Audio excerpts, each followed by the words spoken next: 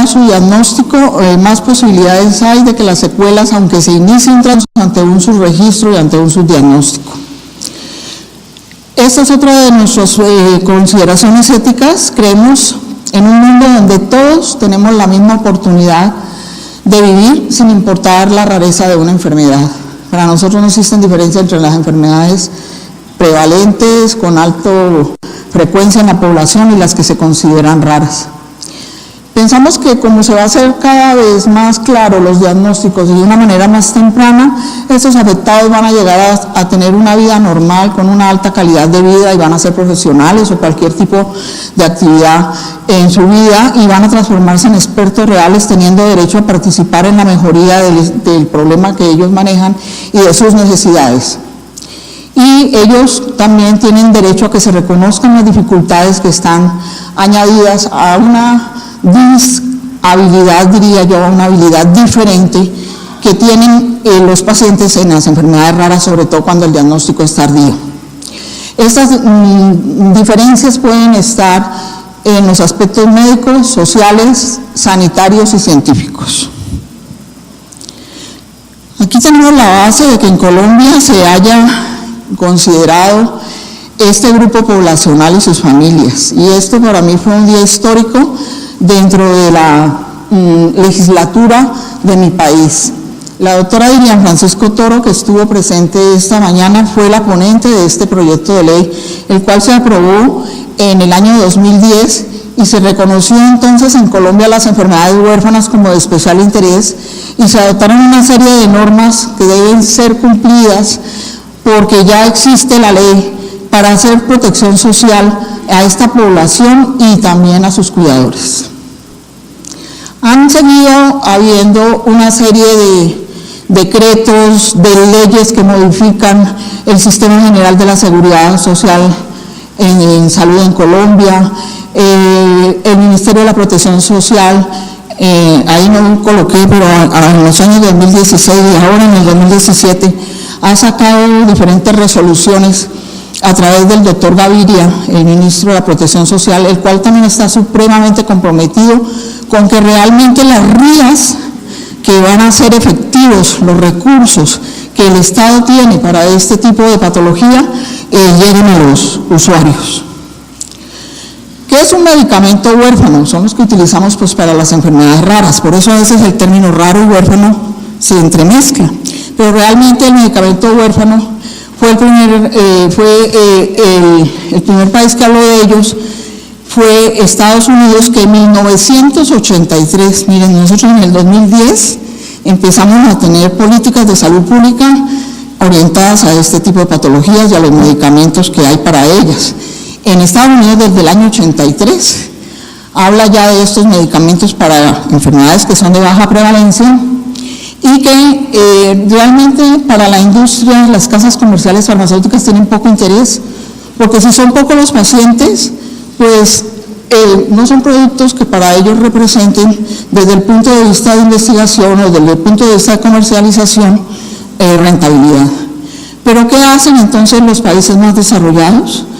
Pues aprueban financiación en la investigación con recursos del Estado que apoyen a estos laboratorios y a estas casas comerciales para poder tener investigación y desarrollo de medicamentos para estos pacientes.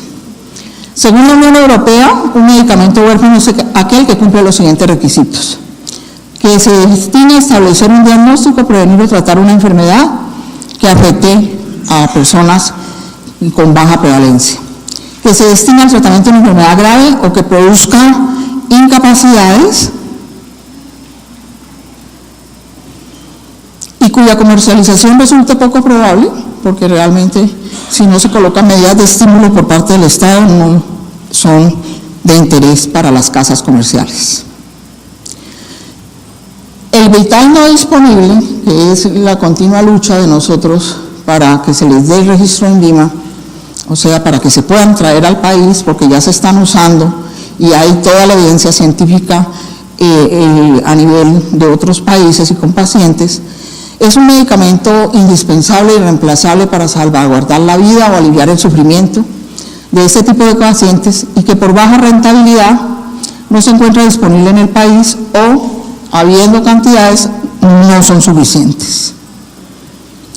Entramos entonces a la parte de la explicación de qué es una de las enfermedades, una de las 6.000 enfermedades que hacen parte de estas raras y que usan medicamentos que llamamos huérfanos. ¿Qué es una enfermedad lisosomal y cuáles son algunas características de algunas enfermedades de estas? Las mucopolisacaridosis son enfermedades lisosomales y, como ven en la diapositiva, el lisosoma es una organela que hace parte de la célula y donde fundamentalmente, con todas otra serie de organelas como las mitocondrias, el aparato de Golgi, la parte del retículo endoplámico liso rugoso, etcétera, etcétera, pues tienen que ver con la función adecuada y con el metabolismo. Fundamentalmente alguien dijo recientemente en una de las conferencias que el lisosoma era como el aparato digestivo o el estómago de la célula, y es que ahí se degradan moléculas que ya han cumplido su ciclo, y una de esas moléculas que tienen que degradarse dentro de los lisosomas son los mucopolisacáridos. El lisosoma, entonces, cuando las enzimas o complejos enzimáticos que están en el interior de esta organela y que funcionan de una manera muy específica, degradando los metabolitos o los sustratos que son los mucopolisacáridos, estos complejos enzimáticos se alteran por una mutación, o está la enzima en cantidades reducidas o la enzima no se produce. Y cuando hay una de estas dos situaciones, o que la actividad enzimática es disminuida hasta casi niveles inexistentes, o que no se produce, entonces vamos a tener este tipo de enfermedades metabólicas que son heredadas y que resultan de defectos en estas enzimas que se encuentran en el interior del lisosoma. Aquí les voy a hablar específicamente de dos patologías que hemos encontrado en nuestra región y en especial en el departamento del Cauca. Esta es la arilsulfatasa B, una de las enzimas lisosomales. Aquí ven la estructura de tipo bidimensional y esta es su estructura de tipo tridimensional. Como las proteínas, recordaremos que tienen unas estructuras supremamente complejas con dominios proteicos que interactúan de una manera también muy específica sobre los sustratos. En este caso el sustrato de esa enzima son los mucopolisacáridos condroitin sulfato y dermatan sulfato. Esta enzima, la arilsulfatasa B, es la que está deficiente o su actividad enzimática no existe en pacientes con una de las mucopolisacaridosis que se llama el síndrome de Maratón-Lamine o mucopolisacaridosis tipo 6 y se codifica en un gen que está en el cromosoma 5. Esta es la región del cromosoma, este es un cromosoma y aquí ven la región donde se codifica. Y esta es otra enzima que también se encuentra en el lisosoma y que tiene que ver con otra enfermedad que se llama la mucopolisacaridosis tipo 4 o síndrome de Morquio-A, y que también puede estar o defectuosa en actividad o inexistente, y se llama la N-acetil-galactosamina 6-sulfato-sulfatasa. Esta se codifica en otro cromosoma que es el 16, y el mucopolisacárido sobre el cual ella tiene que actuar para degradarlo se llama el queratán sulfato.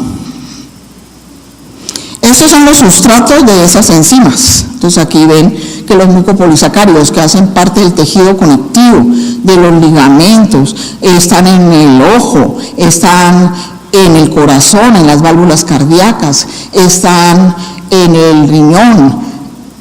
Todos los órganos y tejidos del cuerpo tienen estas moléculas que llamamos mucopolisacáridos, y sobre ellas, una vez que han cumplido su función, es que tiene que hacer la función de degradación para volver a reciclar estos diferentes componentes de los mucopolisacáridos o degradarlos definitivamente el lisosoma a través de sus enzimas. Aquí vemos qué pasa si ese biodigestor, que es el lisosoma, con sus enzimas no funciona adecuadamente y los mucopolisacáridos no sufren degradación.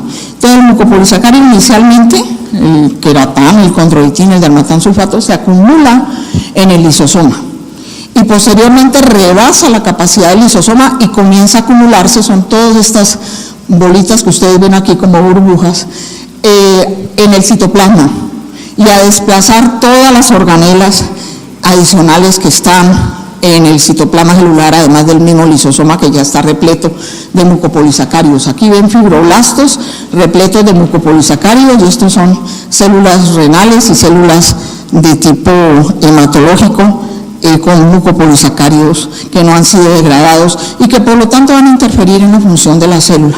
Y al interferir o impedir una adecuada función celular, llevan muchas veces a la célula a una disfunción y en otros casos a apoptosis celular con daño tisular. ¿Cuáles son las características clínicas de algunas de estas enfermedades lisosomales? Las lisosomales, dentro de las cuales están las mucopolisacaridosis, y dentro de las mucopolisacaridosis, que hay 7, están las 2 que les he nombrado, son más de 50. Luego, cuando volvemos otra vez a la suma del total, pues no son tan raras como uno cree. Son desórdenes que afectan todos los sistemas, porque afectan donde estén los mucopolisacáridos, y los mucopolisacáridos tienen una ubicación generalizada en cualquier órgano, tejido y sistema. La enfermedad, la clínica, ¿sí?, de la enfermedad, si es severa, si es leve, si es moderada, si se avanza rápidamente en el daño de los tejidos, va a depender de qué productos se almacenan, de qué tanto los productos que se estén almacenando se acumulan en los tejidos, y también de qué tejidos son en los que predominan esos mucopolisacáridos para definir la patología. Esto es muy importante porque el diagnóstico tardío y equivocado es lo más frecuente en este tipo de patología. ¿Qué aspectos clínicos encontramos? Hay 7 tipos de mucopolisacaridosis. Entonces, afectan sistema esquelético, cardiopulmonar, piel, faneras, córnea, hígado, vaso, la parte neurológica. O sea, vuelvo a lo mismo, es una enfermedad multisistémica, progresiva, crónica, de lesiones irreversibles, que van a llevar a que cuando uno ve los pacientes, desafortunadamente, ya presentan este cuadro clínico que se considera el clásico, que no deberíamos verlo. El diagnóstico debería ser neonatal.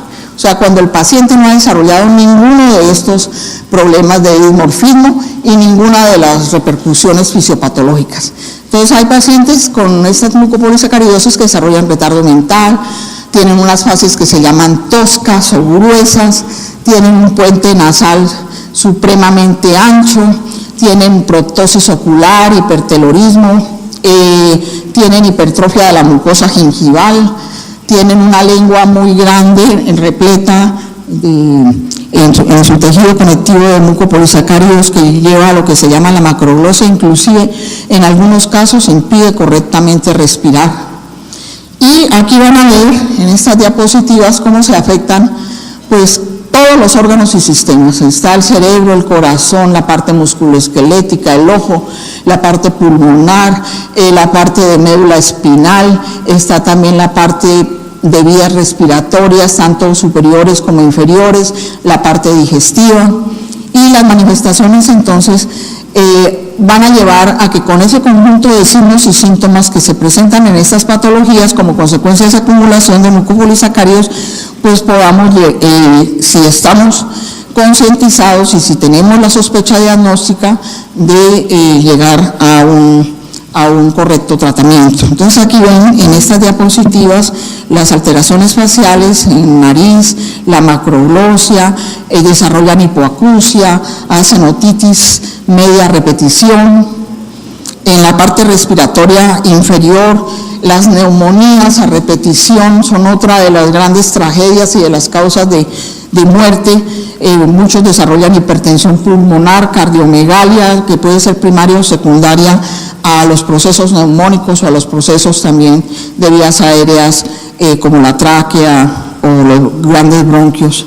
En la parte musculoesquelética, entonces tenemos la baja talla o enanismo desproporcionado, patológico, El niño comienza a desarrollar, y es uno de los primeros signos o síntomas que la madre a veces le comenta y que uno ve como médico, la aparición de esta deformidad, que es una cifosis a nivel lumbar, otras veces a nivel cérvico-dorsal, y eso es lo que uno comienza a ver por la acumulación de mucopolisacáridos en las vértebras, que se llama la platiespondilia, donde las vértebras comienzan a tener también daño por acumulación de mucopolisacáridos. En extremidades vemos mano en garra con braquidactilia y síndrome de túnel carpiano con mucha frecuencia.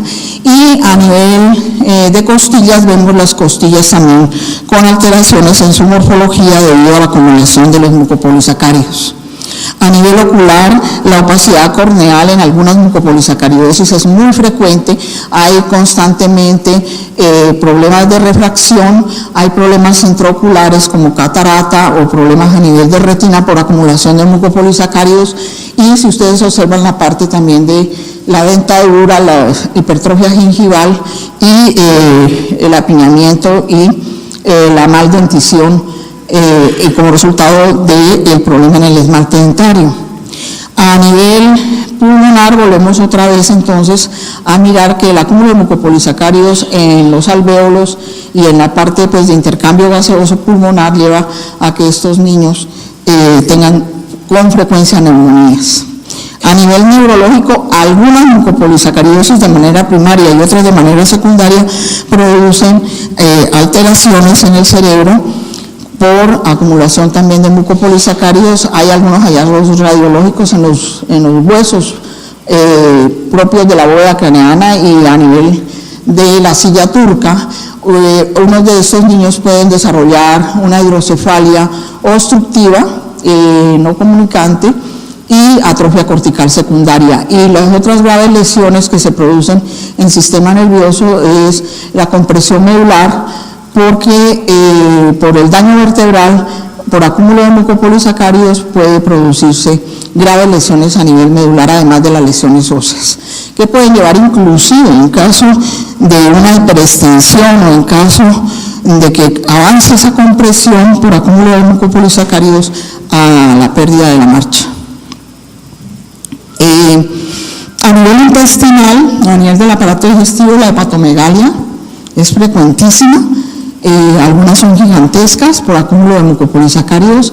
También tenemos problemas de tipo diarreas o constipación crónica o problemas de mala absorción, y la hernia umbilical es otro de los hallazgos en la pared abdominal por poca tensión, digamos, de los músculos de pared abdominal por infiltración también con mucopolisacáridos, la diastasis de rectos. A nivel de huesos largos, por ejemplo, la tipo 4 o morquio es una de las que más impacto causa, digamos, con deformidades óseas muy evidentes, pero desafortunadamente, y vuelvo e insisto, este tipo de cuadros no podemos seguirlo viendo. Si nosotros hiciéramos un diagnóstico neonatal de esta patología, no tendríamos por qué ver niños que tienen que pasar por el ortopedista con 10, 15 cirugías para correcciones de unas deformidades enormes en extremidades y que de todas maneras no van a llevar a una completa funcionalidad por el daño que ha causado la enfermedad. El tórax pues tiene un tórax corto con un aumento de diámetro P. Miren las deformidades en columna. Esta otra imagen lo que está insistiendo es que estas patologías que muy frecuentemente, sin saberse el diagnóstico, con un diagnóstico errado, se llevan a cirugía por una hernia umbilical o para realizar una adenodectomía o para colocar unos tubos de ventilación a nivel de oído medio. Si el anestesiólogo no sabe que la patología puede provocar daños en la unión atlantozoidea y hace la hiperextensión con una intubación orotraqueal, puede llevar a una sección medular iatrogénica y a que un paciente de estos termine cuadri o parapléjico. ¿Qué herencia tenemos? Es autosómica y es recesiva. Autosómico, como todos sabemos, es lo que se hereda en cromosomas que no son el X o el Y. Y como vieron, una de las mutaciones, el gen está en el cromosoma 5 y el otro en el cromosoma 16. Esos son autosomas.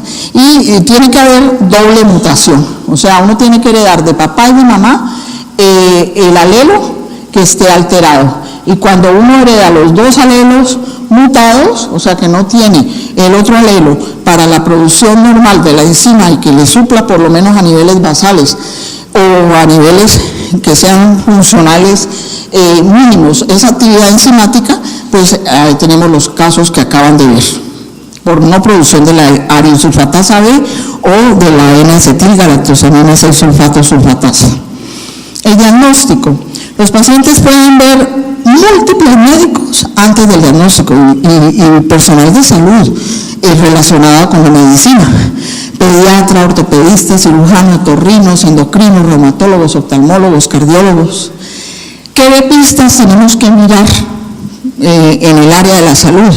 Cuando veamos un niño con características faciales toscas, hirsutismo facial o todo global corporal, las hernias, la cifoescoliosis, ojivas, la otitis a repetición, la hipoacusia, las infecciones respiratorias recurrentes, que la madre le comenta a uno que el niño ronca, que hace apneas de sueño, la hepatoesplenomegalia, problemas cardíacos con anormalidades en las válvulas cardíacas, la opacidad corneal, las contracturas articulares, la rigidez de las articulaciones, historias familiares positivas, ¿no? Un hermano mío, una hermana, en la familia han habido varios casos, pero ya no están, ya fallecieron, y entonces ordenar en orina el análisis de los mucopolisacáridos que deben estar elevadísimos porque no se están metabolizando. ¿Qué hace la comprobación? La determinación de la actividad de la enzima. Si la actividad enzimática es bajísima o no está presente, esa enzima que se toma para el estudio en leucocitos, o sea, en sangre periférica, o en una biopsia de piel, también se puede mirar en fibroblastos la actividad de esas enzimas, comprobamos sin lugar a dudas el diagnóstico. En los pacientes afectados está notablemente deficiente o la actividad es ausente, menos del 10% del límite normal. Y hay que hacer por lo menos para confirmar ese diagnóstico 2 ensayos enzimáticos positivos o llegar más adelante a mirar el gen, a mirar el cromosoma, mirar el gen que está alterado y que está mutado. Y ahí tiene que aparecer el defecto con la mutación. El tratamiento. Afortunadamente yo he sido de los dos siglos, ¿no? Y entonces cuando yo empecé a trabajar en estas enfermedades, dentro de ellas la mucopolisacaridosis, no había nada, en el sentido de que yo hacía el manejo integral, pero sin la posibilidad de la terapia de reemplazo enzimático, o sea, colocarle la enzima a los pacientes, la enzima que está defectuosa o que no se produce. Y me tocó tener esa suerte de ver que ahora ya tenemos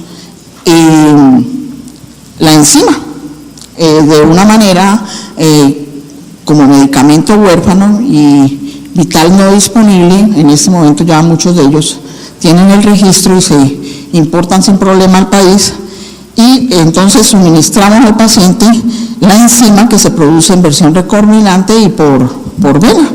Cada 8 días los pacientes van al centro de infusión y se les coloca la enzima.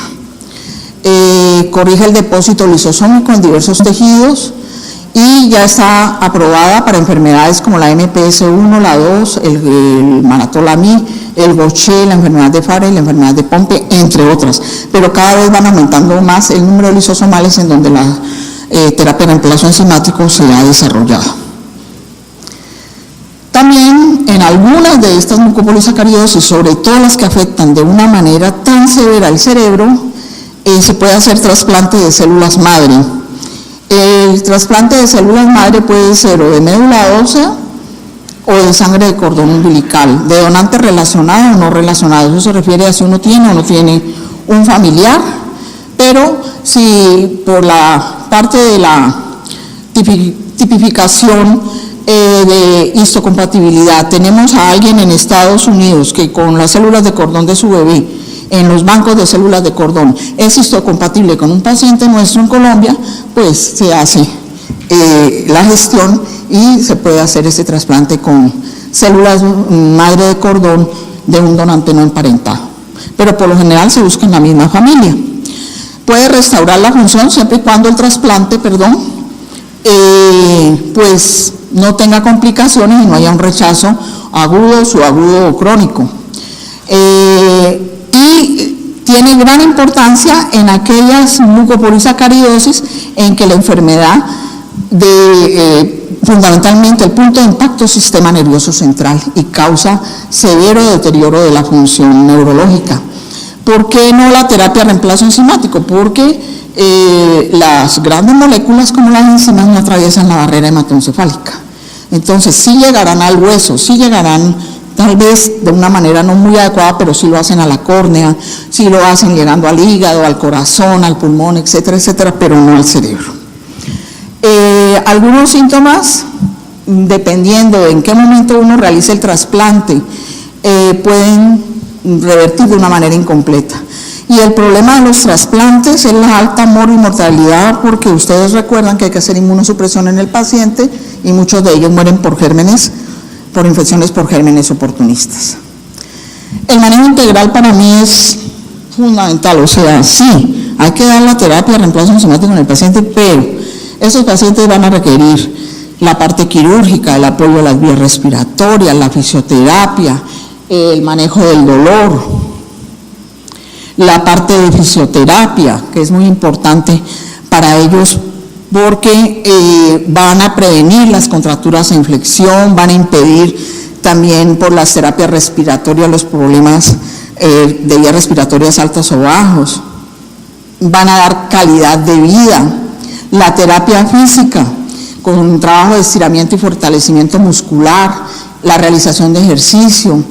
Es fundamental entonces que manejemos estos pacientes desde todo punto de vista, y si a esto añadimos la parte psicológica en estas familias, la parte de trabajo social, la parte de apoyo familiar y el desarrollo en la familia de la posibilidad de autosostenibilidad económica, porque al ser enfermedades en que cada semana van a tener que estar llevando sus hijos, pues requerimos que estos padres económicamente tengan la posibilidad de sostenerse con una patología tan compleja y con tanto desgaste económico como es esta. Indudablemente, si no hay compromiso neurológico, la escolarización de estos niños, dándole todas las garantías. Tenemos niños con una de mis pacientes con MPS6, es comunicadora social y ejerce como periodista en Popayán. Ella siempre fue la mejor estudiante de su grupo y se graduó como la mejor bachiller. Y aquí vemos entonces los resultados, que es la integración total del paciente a una vida donde no existen diferencias con respecto al resto de nosotros. ¿Cuál es la situación en el Cauca? El Cauca tenemos que, en total, alguien me preguntaba esta mañana más o menos cuál es la población de mi departamento, somos 1.300.000 habitantes, y sucedió que en el año 2008, cuando yo regresé de mis estudios de doctorado, se hizo el diagnóstico de 16 de 28 casos que se habían reportado en toda Colombia con mucopolisacaridosis 6 en estos municipios del departamento del Cauca. Entonces está Silvia, está la región de Cajibío, está la parte de Ensá, está la parte de Totoró, está la parte también de Morales, de Piendamó. Y comenzamos a hacer análisis de por qué esta casuística tan elevada, cuando lo normal o lo que se ha publicado a nivel mundial es de un caso por cada 350.000 habitantes. En el Cauca tenemos un caso por cada 50.000 habitantes. Y una de las explicaciones que hemos dado a este problema por la vía de la genética de poblaciones es que la posible causa sea algo que se llama endogamia, que ahora voy a explicar, porque la población nuestra tiene dos grandes componentes. Uno, el componente indígena, que hace que culturalmente y también por la situación geográfica que ellos se ubican como resguardo, hay aislamiento. Y la otra es que sin querer hay poblaciones que están aisladas totalmente de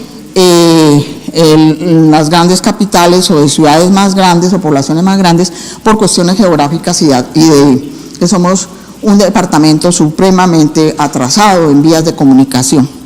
Entonces, la endogamia se refiere a que la gente en estas regiones donde hay o barreras geográficas o barreras culturales, ¿sí?, o étnicas que hacen que la gente se segregue o que otros segreguen a la gente, se casan entre ellos.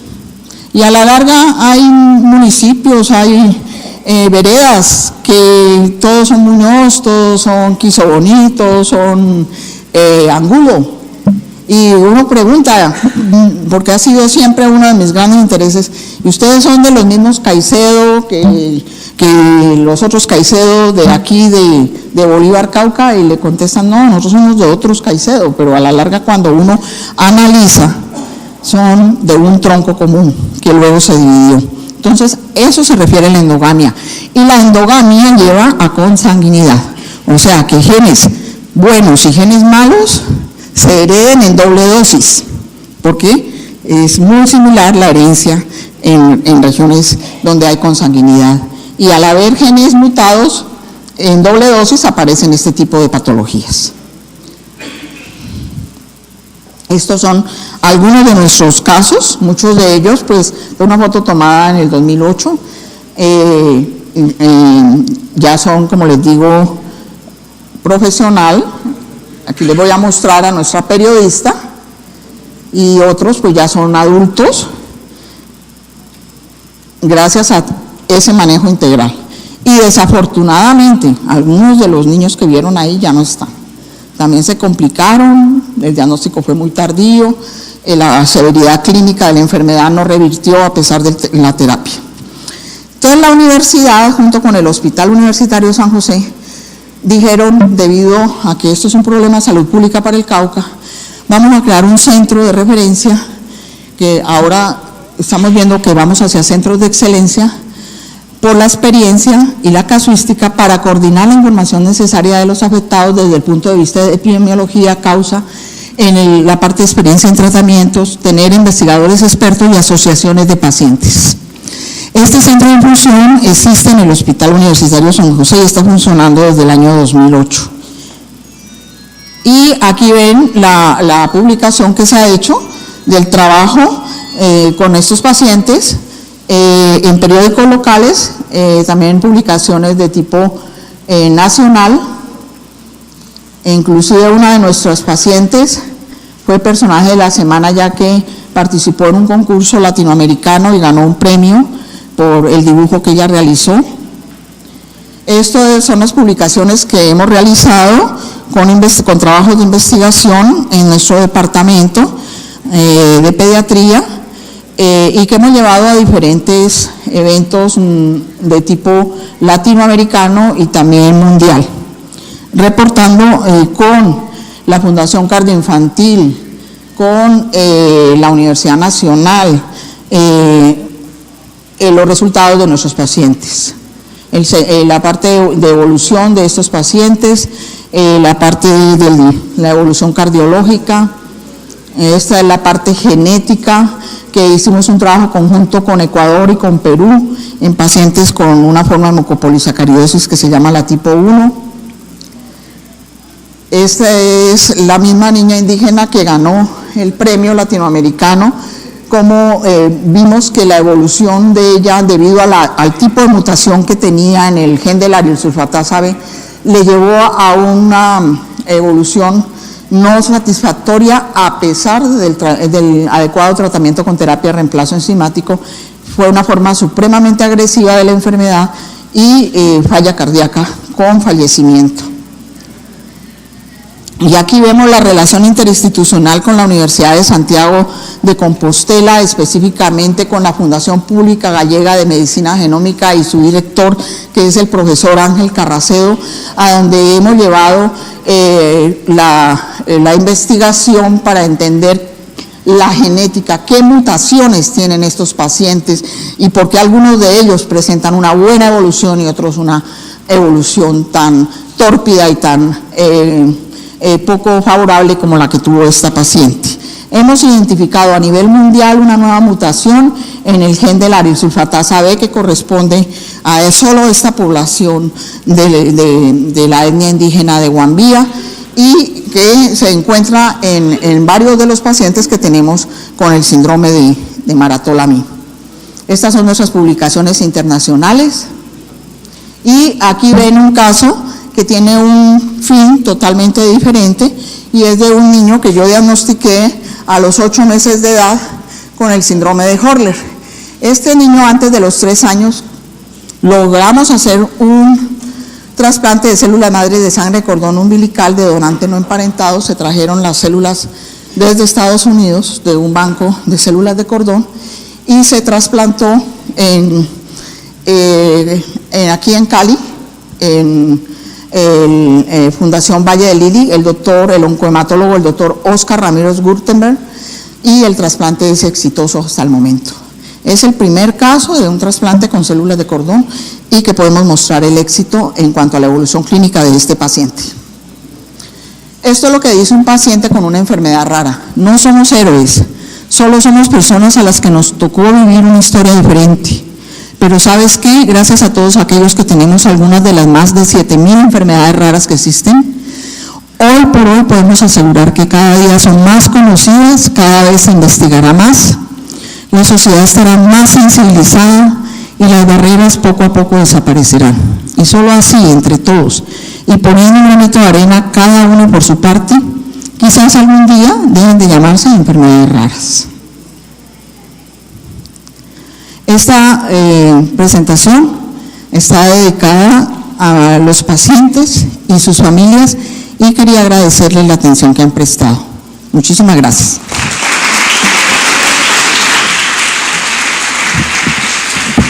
Muchísimas gracias, doctora Amparo. Vamos a hacer una excepción porque la doctora Amparo tiene que salir para Popayán ahora, entonces si hay algún tipo de preguntas pueden hacérselas directamente. El micrófono.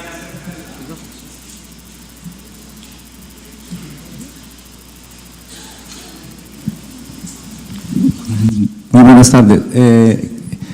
¿Qué se sabe acerca de la terapia? En Estados Unidos allá se está haciendo una terapia, el doctor Richard de Chicago, con virus atenuados para manejar, o sea, la parte enzimática, que yo puedo modificar las células, volverlas normales y empezar a producir la parte enzimática que necesito para la función de la célula. O sea, no sé qué. Por ejemplo, en Colombia si hay experiencia en ese caso, porque ya hay una sentencia que permite que nuestros pacientes vayan a Estados Unidos para que reciban los tratamientos que ya están protocolizados. Sí, esta mañana vimos algo ya relacionando con lo que se llama terapia génica. Ya no es la proteína, ya no es que la enzima que falta o está defectuosa la colocamos, sino que directamente vamos al gen mutado, hacemos una especie de cirugía sobre ese gen o introducimos en la célula a través de vectores atenuados, como lo está expresando usted, el gen que está mutado y logramos que la célula arranque con esa inserción génica a producir la proteína o el metabolita. En mucopolisacaridosis todavía no hemos tenido con adenovirus, que es el virus atenuado, respuestas que sean consistentes. El problema grande de la terapia génica es, uno, solo puede ser somática. La terapia génica no se puede realizar sobre los gametos, sobre las células germinales de los padres de estos niños para que tengan hijos sanos. No es ético. Y el otro aspecto, sobre el paciente en sus células. Y el otro aspecto es que la inserción de ese ADN por parte de ese vector atenuado puede realizarse en zonas que creen respuesta inmunológica severa o enfermedades autoinmunes, y en otras ocasiones pueden activar protooncogenes o genes que van a llevar al desarrollo de tumores. Por eso es que en ciertas patologías todavía no se admite la terapia génica, pero ya lo estamos viendo en las distrofias musculares, en la atrofia muscular espinal, y se están haciendo ya no ensayos en clínicos de primero, segundo o tercer nivel, sino ya hay medicamentos aprobados con algo que se llaman los oligonucleótidos antisentido, que los meten virus atenuados y que pueden restablecer la lectura de esa secuencia de ADN que no se realizaba y que se llegue a la producción de la proteína que está alterada.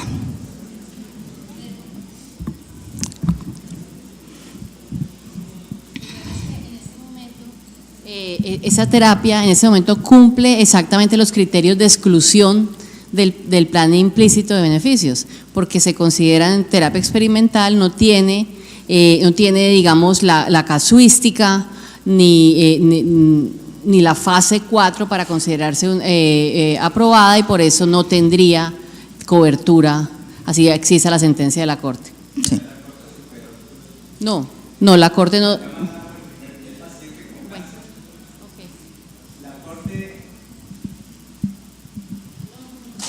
La Corte Constitucional le falló a 2 pacientes, uno que fue un estudiante de Derecho, que aquí la Corte se dejó enredar con los tratamientos y protocolos que no se cumplen en Colombia, y le fallaron a esa paciente y la paciente falleció.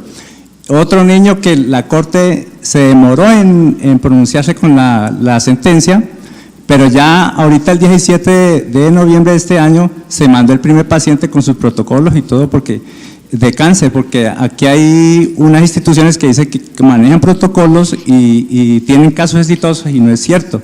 Y en Estados Unidos ya se ha aprobado eso y ya se mandó el primer paciente, o sea, ya el paciente está recibiendo un tratamiento allá. O sea, ya no hay disculpa de las partes de las sociedades científicas para que den el concepto, y si tienen esos conocimientos allá, podemos mandar nuestro paciente allá. O sea, ya las EPS no tienen disculpa, ¿sí?, para hacer eso. ¿Otra pregunta?